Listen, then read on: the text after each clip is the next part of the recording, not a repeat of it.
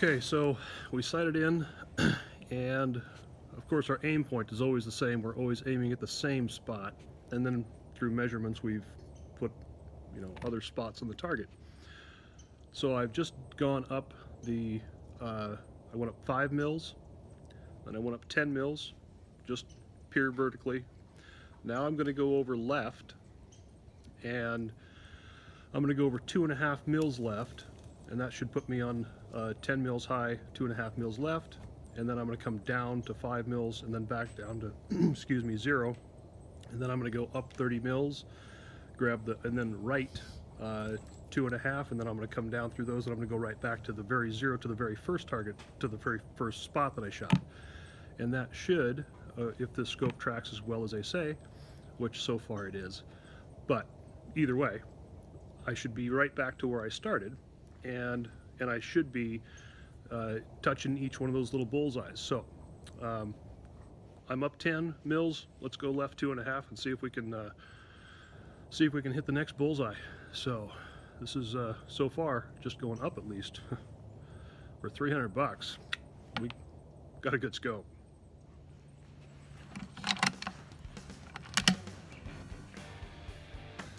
Did I mention it's 20 degrees?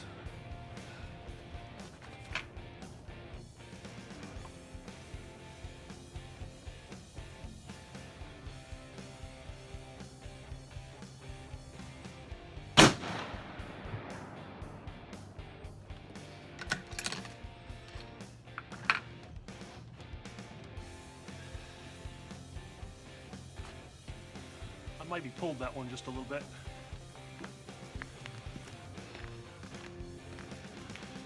All right, we're walking down here to the 100-yard mark and taking a look at this, see what we did. It's so cold out here today. We're not used to this weather. Oh well. Okay, so here's the target, and what we did when we set this up is we did it with a plumb line and make sure it's absolutely perfect to gravity. And I took one shot here. That was just a fouling shot. The gun was already fouled, but I took it anyways. I come down here, this is my point of aim through this entire thing. I never took my crosshairs off that spot other than to make that shot there. So here we go here. I took 2 shots. The third shot was my final when I got done with this whole thing. But anyways, I took 2 shots. I'm touching the orange. I dialed up 5 mils to the 18-inch mark, and I'm on the orange there. Then I dialed up 10 mils, which is 36 inches. This is my third shot here. I'm in the orange. I dialed then left 2.5 mils, and I'm off the orange just a little bit, but I mean, in reality, I'm from dead center. I'm extremely close. Then I dialed down 5 mils back to the 18-inch mark, and I'm right next to bullseye. And I dialed down again back to 0, still obviously 2.5 mils to the left, and back in the orange. From here, I dialed right 2.5 mils and up 10 mils, which brings us to our number 7 shot. And I'm off the bullseye just a little bit, but again, not by a lot. I will have to measure my finger when we get home and see just how wide my finger is to see there. Anyways, so then I dialed down 5 mils, which actually is I'm up a total of 5 mils and right 2.5 mils, and I'm dead center there. And I dialed back down to 0, still 2.5 mils to the right, and I'm just off the orange there. And then I did a follow-up, bringing everything back to 0, and I am right in there with the rest of my group, which, I'm in a fingernail. I mean, it's, not much. Pretty darn good. And I did, I was going to do this here, if anybody's wondering. Those are just some cases that had a lot of run out, so I just took some shots, and that's what a lot of run out will do if you have a lot of run out in your reloads. So, because normally you're, touching the bullseye. So anyways, that is what it all looks like. And okay, we're back where it's nice and warm in the garage. Man, it was cold this morning. We don't get that kind of weather here in Western Washington very often, but anyways, back to the SWFA scope. It's I am just I'm flat impressed. I really am. For the price, I don't know how they can build them to the quality that they do for 299 bucks. I don't know, but either way.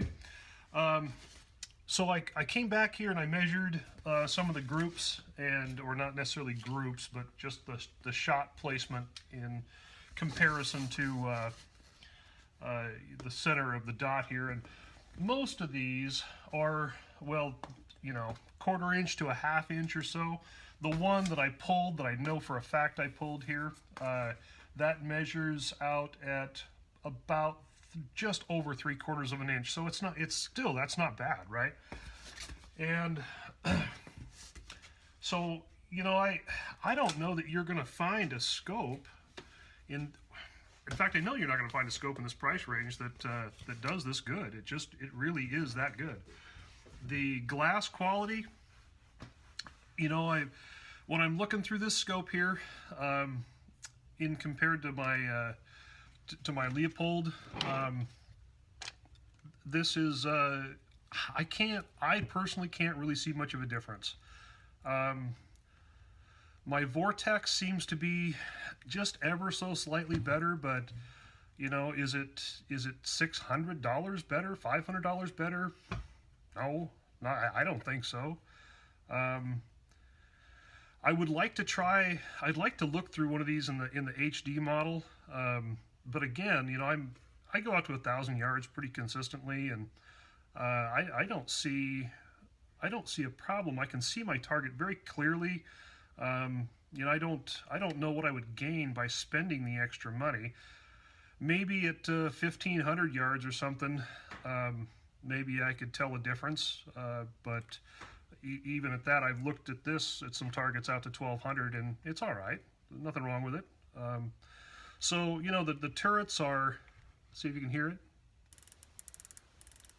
You know, they're nice and audible. Some people have said that these are a little bit mushy, and I agree with that. But there's a really simple fix. Pop the cap off, wipe the excess grease out, put it back on, and nice and clicky and real solid. So other than that, I thought with the rear parallax adjustment, I didn't think I was going to like that because I'm so used to the side focus. But you know, it's fine. I don't mind it a bit. And again, this is just a straight 12 by 42. I think it's a great scope for the money. I will be buying another one of these. In fact, I actually have my Leopold up for sale now, and I'm gonna purchase another one of these for another rifle I have. So I hope this helps anybody out there make a decision that these are actually really good scopes. You know, I was hesitant to purchase one, thinking, yeah, you know, I don't know, you know, what am I really going to be getting for, you know, 300 bucks? And well, I'm getting, in my opinion, just my opinion, but I'm getting a scope that has beat in tracking my Leopold VX3 long range, 6.5 by 20, and it has also beat my Vortex. And I've got the 6 by 24 PST model, and I think, just my opinion, but I do believe that this scope beats them hands down, especially in the tracking. Again, the Vortex glass is just a little bit better, but there's nothing wrong with this glass, and this is just the standard model, right? It's not the HD model, so I think it's really good. I hope this helps make your decision. You know, if you have any questions, or you know, need some clarification on something, or whatever, just drop it in the comments below. And again, thanks for watching, and I hope this helps you out a little bit. So happy shooting.